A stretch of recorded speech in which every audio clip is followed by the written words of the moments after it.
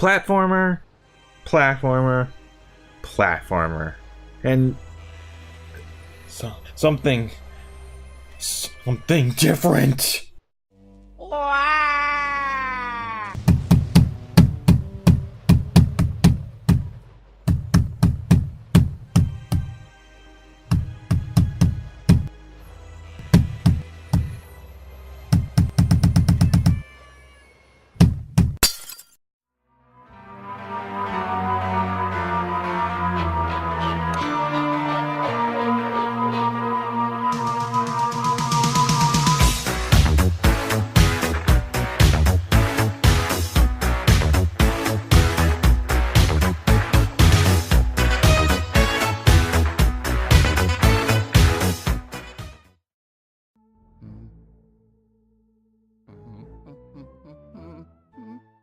Debuting as arguably the biggest launch title for the Nintendo GameCube, Luigi's Mansion had some massive shoes to fill, being seen as the next big revolutionary title in the Super Mario franchise, a series that, need I remind you, revolutionized 2D platforming, and just a few years prior, 3D platforming. So yeah, no pressure. But really, isn't that just the story of Luigi's life? Even when he gets to be the star, he's still overshadowed by Mario.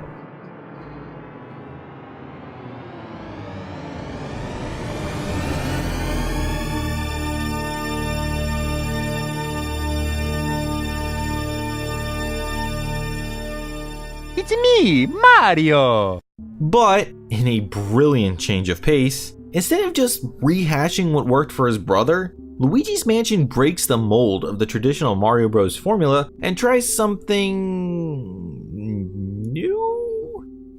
Unique? Ghostbusters. It tries something Ghostbusters, which obviously wasn't what fans, or really anyone, was expecting of a Mario title. So understandably, while it still gets praised by critics and fans alike, it kind of ended up getting pushed off to the side, similar to how Wind Waker, also on the GameCube, got brushed off for having cartoony cel-shaded graphics. But just like the Wind Waker, Luigi's Mansion worked, and it worked well. So much so that can we even really call it a Mario game anymore? Because really, even though it took a bit longer than it really should have, Luigi's Mansion has finally begun to form a franchise all its own, with both a sequel and remake on the 3DS, and possibly a third installment coming to the Switch. So with it being the month of ghosts and ghouls, let's take a look at where it all began, with Luigi's Mansion on the Nintendo GameCube. So our story begins with Luigi showing up to what is clearly the mansion right out of the Scooby-Doo opening, after receiving a letter stating that he won it in a contest that he didn't even enter. So yeah. You know, towards the end of the game, the big bad calls the Mario Bros gullible for even showing up, and I kind of tend to agree with him. But you'll probably note that I said the Mario Bros, as in not just Luigi, because as it turns out, Mario's already shown up and has gone missing. Bum bum bum. And it's up to Luigi to find him, because I guess some things never change, do they, Nintendo? But then again, some things do, since this time around, it's not the King of the Koopas that's running the show, but instead, the King of the Boos. Though he's still kinda doing the same thing. Also, fun fact, this is the first appearance of King Boo in the Marioverse. And he's not alone, bringing along an oddly cheerful band of spooks to cause you trouble. But fortunately, Luigi isn't alone either. He's got backup in the form of Professor E. Gadd, inventor, residential scientist, possibly mad, and of course, the breaker of copyright, as he shows off the game's main weapon, the Poltergust 3000. A combination between vacuum and proton pack that turns our hero into a makeshift Ghostbuster. Truly, the reboot we deserved. And that really does sum up a large fraction of the game.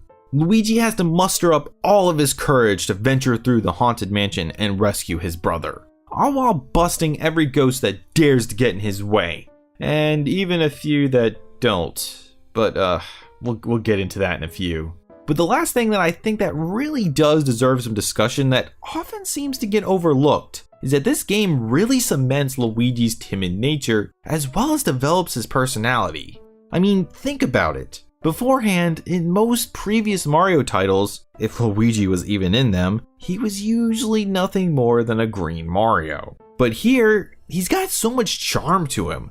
So much in fact that it really bleeds out into the rest of the game. Like the music, for example. Though, the simple truth is that there really isn't that much music in this game, especially compared to most traditional Mario titles. Instead, Luigi's Mansion takes a different route by going for a more atmospheric tone, with most of the music being relegated to the boss battles and the cutscenes. But this is where Luigi comes in. Throughout the game, as he explores the mansion, Luigi is actually humming a tune to himself, which yes, acts as the game's main melody. But what makes this neat is the fact that it's coming from him. It's not just playing in the background as a simple game mechanic. It's actually him just trying to cope with his fears and the situation he's in, which of course makes me like him more as a character, and it still gives the mansion a bit of an eerie vibe to it. Plus, it's kinda catchy. Also, for a game featuring a plethora of specters, Luigi brings a lot of life to the game, but not just for his top-notch musical talents, but in the visuals as well, though much more traditionally here. Now, putting aside all the fun reactions we get in the cutscenes, a great example of this is just how he walks. Now, admittedly, it's a bit odd, but I just can't help but like it. It's just oozing with character. And even when he does stuff like jump whenever a new ghost pops up, something that can be super annoying in combat by the way, it still really helps him to stand out among his peers. I think it's all those little quirks and just the fact that he's completely scared stiff but still pressing forward, all for the sake of his brother, who is usually overshadowing him, which has really shaped him into such a beloved character in more than just the Super Mario universe. And a lot of that all started in this game. But now it's time to suck it up and put all that sappiness aside, because Luigi isn't the only driving force making this game look good. Because even by today's standards, this game holds up. Though for transparency, I do have to mention that I am using a GameCube HDMI adapter to get the best possible display out of my game. Because I like my graphics the same way I like my Bowser. Sexy. Still, even if you don't have an adapter, all of the game's effort and polish still shines through in this dark and dusty environment. Seriously though, Nintendo really are the masters at making games look timeless, and the mansion itself is a great example. The entire mansion has an almost homey feel to it, despite, the ghosts. And every room in this place looks and feels unique, as if it could actually exist. Well, most of the rooms anyway. And can we just take a second to actually appreciate that it feels like we're exploring an actual mansion? I know plenty of us often take this for granted, guilty as charged, but I couldn't help but notice that we're not in some giant castle full of rooms that consist of only a single painting, or randomly floating platforms, or miles and miles of looping pathways that, let's be real here, serve no practical purpose. It's just a house. A big, realistically-ish designed house. It's caked in dust, cobwebs, has way too many locked doors, but it's still just a house. One packed to the brim with coins, jewels, cold hard cash, and ghosts that need busting. Hey, this is still a game that actually leans closer to being a Ghostbusters game than a Mario one, with more focus being on exploration and puzzle solving than on platforming. In fact, Luigi can't even jump in this game. Strange, I know. Jumpman's brother, who can actually jump higher than him, can barely lift his feet off the ground in this one. But what's even odder is how they try to circumvent this shortcoming in some of the rooms. But even if this white man can't jump, they still make the gameplay work. even if it is a bit formulaic in execution. It works like this. Pretty much every room in the mansion is locked, and since most rooms are self-contained, like in most homes, you have to go from room to room, either solving a puzzle, busting some ghosts, or more often than not, both, in order to get a key so that you can proceed. The game is actually pretty linear in this regard, with the puzzles, variety of apparitions, and relatively short runtime, around 4 to 5 hours, keeps it from growing stale. And as far as the ghosts go, there are 3 types. First, we have the minions. These guys come in multiple flavors, and aside from the bosses, are arguably the greatest threats, as they are actively trying to take you down. Though how a ghost can throw a punch is anyone's guess. Our second foe in this ghastly lineup are the tried and true classics, the Boos, who in this game are not only immune to butt stomps, but also won't freeze when you look at them, instead just opting to run away. And while I can't blame them, all cower in fear before the mighty stash of Luigi. It's still pretty annoying that they are the only foes who actually take advantage of being intangible, phasing into other rooms, forcing you to give chase. Unless a room is still locked, then sucks to be you. No, but really, it's chasing these guys can be a pain. And then finally, we have these ghosts, which honestly raise a lot of questions about the Mario universe, especially after Odyssey came out. Such as, oh, I don't know. How about, who are these ghosts? Were they once people? Humans? I remember the internet making a huge fuss over how human Mario looks so different than regular us humans. But then, what does that say about these guys? Aren't they on the same boat? And what about EGAD? Theorists out there, get on this. We need to know. And while I can't tell you who they are, I can definitely tell you what they are. Bystanders. Somebody, anybody, please, just tell me what this little grandma ghost is doing to you. Or how about this dude bro just getting jacked? And doesn't this spook, with his fancy vase collection, already have enough guys clad in green to worry about without you trying to stuff him into a dustbuster? What I'm trying to say is that none of these ghosts seem to be doing anything wrong. That is, until you start messing with them, which in this case are the puzzles, figuring out how to actually rile them up so that you can get at their weak points. But again, to be fair, if I was taking a shower and some big-nosed plumber busted in on me and just hosed me down with an ice elemental, I think I'd be pretty upset too. And remind me again, why are we doing this? Bustin' makes me feel good.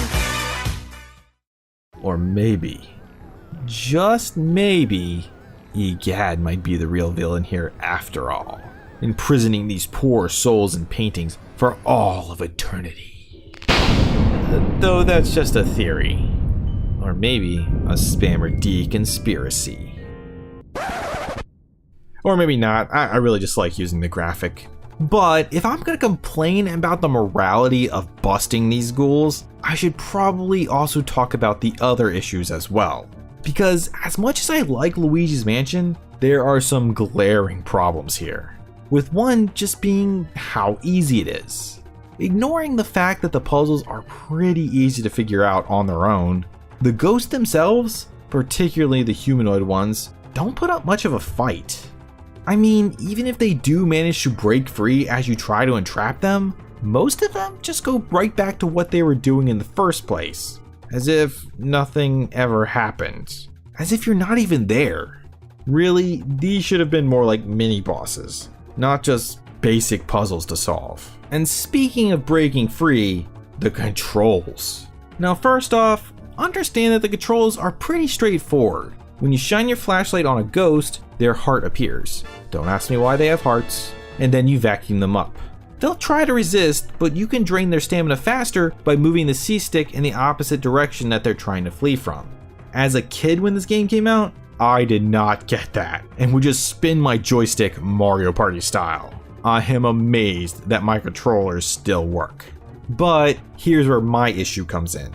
Now you may have noticed that the camera is always pulled out so that you can see Luigi and most of the area he's in, and that it's mostly at a stationary angle. No floating Lakitus here. So unlike most 3D games, the camera isn't tied to your second analog. You can't control it at all really. Thus it frees up a spot for another function, controlling the vacuum. But it's a bit of a pain, primarily because it's difficult to pinpoint where you're aiming in 3D space like this. Though, interestingly enough, in the initial plans for the game, they actually wanted to incorporate 3D into the game to help with that little issue. Can you imagine that? The 3D NGC. Nintendo always aims high. But unfortunately it was dropped due to a lack of coins at the time. But wouldn't you know it, the remake just happens to be on a handheld that does have 3D capabilities. I wonder if they'll be trying to bring that back then.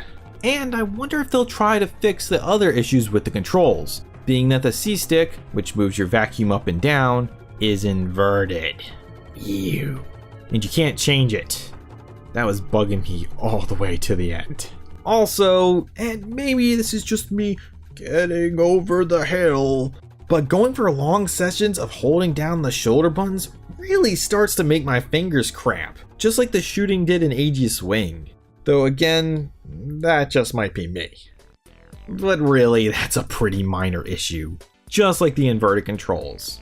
Toss in there that this game is an absolute cakewalk and a bit short, then you might have a game that, say, hardcore Mario fans might not like. But all in all, Luigi's Mansion is a great game that really holds up. It might not be what people were expecting of a Mario title, even today, but that's what gives it its charm, and really helps it to stand out. Plus, while it is easy, the puzzles and exploring are still enjoyable. The graphics are atmospheric and a tad bit spooky, and they've actually aged pretty well. Sure, it might not be the scariest title for Halloween, but it is one of the funnest. And on the down low, it did manage to get a slight jump out of me when I let my guard down. And if I haven't made it clear yet, I highly recommend this game. And if you can't find it on the GameCube, then I think grabbing it on the 3DS would be just as good, if not better. Though I haven't played it myself yet, but since I hear that it has upgraded graphics, co-op, and a new game plus that has gotten a much needed difficulty spike, well, then I'm pretty sure that it's worth looking into. Boo! It's the ghost of Spammer D here, hunting the outro. And if you don't want me to hunt you, then you'd best hit that anti-ghost button. It's the red one with the word subscribe on it. Plus, you should also ring that bell, since spooks hate bells. Oh, it looks like my respawn timer is almost at 0. So until next time, thanks for watching, and have a happy Halloween!